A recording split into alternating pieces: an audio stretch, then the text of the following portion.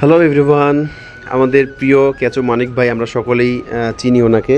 তো উনি আমাদের ক্লাসে এসে কেঁচো বিষয়ে কিভাবে আমরা লালন পালন করে কীভাবে এখান থেকে আমরা আয় করতে পারবো সেই বিষয়ে আলোচনা করেছেন এবং শেষে উনি রিভিউ নিচ্ছেন। দেখেন আমাদের রিভিউ। আমি এই যে সারাদিন যে আলোচনা হলো আমাদের, এই আলোচনা কেমন লাগছে একটু খালি রিভিউটা। আপনাকে অসংখ্য ধন্যবাদ আমাদের মাঝে আজকে সময় দেওয়ার জন্য। সেই সাথে আমরা আসলে সৌভাগ্যবান যে 102তম ব্যাচে আপনাকে আমরা পেয়েছি। আপনার এই উদ্যোক্তা প্রবণ যে কেঁচো সার উৎপাদন, আমরা যেটাকে ভার্মি কম্পোস্ট করি, সে সম্পর্কে আমরা অনেক কিছু তথ্য জানতে পারছি। আমরা আরও চেষ্টা করব আপনার কাছ থেকে আরও তথ্য সংগ্রহ করার, এবং আমরা কিভাবে এটা বাস্তব জীবনে প্রয়োগ করতে পারি সে বিষয়ে আমরা আপনার সাথে পরামর্শ নেব। আমরা আশা করবো আপনি আমাদের সাথেই থাকবেন এবং আমাদেরকে আরও সুপরামর্শ দেবেন।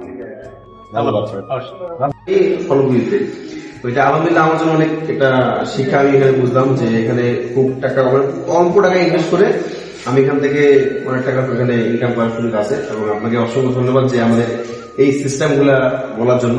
আগামী দিন আমরা করতে পারি, অবশ্যই আমাদের পাশে থাকবেন। আমরা সবাই যারা করতে ইচ্ছুক বিশেষ করে, আর আমরা আগামী দিন আপনার যে কেঁচো প্রতিভা থেকে যাবো, দেখবো, আমরা শিখবো, সেখান থেকে শিখে এসে আমরা এখানে ধন্যবাদ।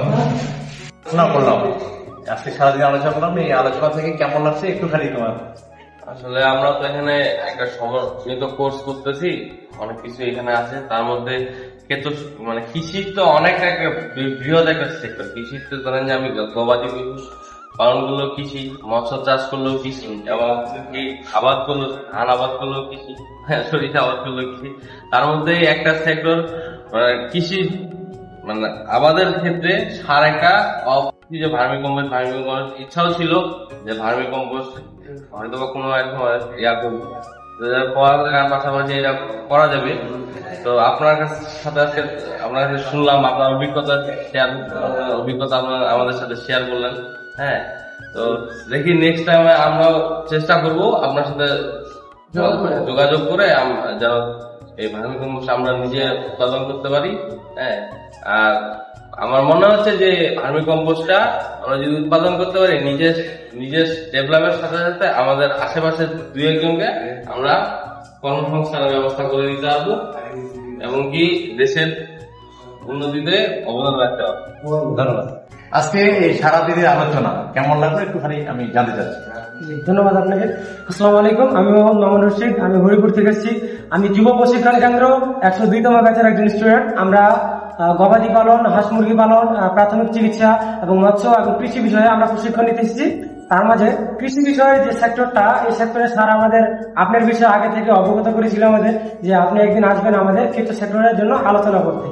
কেঁচো সেক্টর হচ্ছে এমন একটি সেক্টর যেটা সম্বন্ধে আমরা আগে হয়তো অনেক কিছু জানতাম না, হয়তো স্বল্প কিছু জানলেও আপনি আসার পরে আমরা অনেক কিছু কেঁচো সম্বন্ধে অনেক কিছু ধারণা পেয়েছি, এবং বাস্তবে এটা কিভাবে রূপান্তরিত করা যায়। বর্তমানে তো মাটিতে জৈব সারের পরিমাণ অত্যন্ত কম, তাছাড়া মাটির গুণগত মান অনেক কমে গেছে, যে কারণে আমাদের ফসল উৎপাদন করতে অনেক সমস্যা হচ্ছে এবং ফসলে আমরা সেরকম লাভবান হতে পারছি না। যেখানে আধুনিকতা ছ অনেক কিছু থাকলেও আমরা সেখানে ভালো মতো উৎপাদন করতে পারছি না। এই জন্য আপনি যে একটি বিষয় আলোচনা করলেন যে আসলে কেঁচো আমাদের কিভাবে উপকার করে, বা কেঁচো আমরা কিভাবে বাণিজ্য হিসাবে আমরা নিতে পারি, বা এটার মাধ্যমে আমরা কিভাবে স্বাবলম্বী হতে পারি, আপনি এই বিষয় সম্বন্ধে আমাদের সবকিছু অবগত করলেন। এই জন্য আমরা অনেক কিছু জানতে পারলাম কেঁচো সম্বন্ধে। তাছাড়া কেঁচো যে ব্যবহার করে আমরা মানে অনেক কিছু যে করতে পারি, বা আমরা যে আপাতত কিন্তু আমরা বেকার যুবক, ঠিক আছে, বেকার যুবক হওয়ার ফলে আমরা কিন্তু আর্থিকভাবে স্বাবলম্বী নয়। আমরা কিভাবে এই সেক্টরটাকে আমরা অবলম্বন করে আমরা আর্থিকভাবে স্বাবলম্বী হতে পারি, ঠিক এই বিষয় সম্বন্ধে আপনি আমাদের অনেক কিছু মতামত প্রকাশ করেছেন, যেটা আমাদের কাছে অনেক ভালো লেগেছে।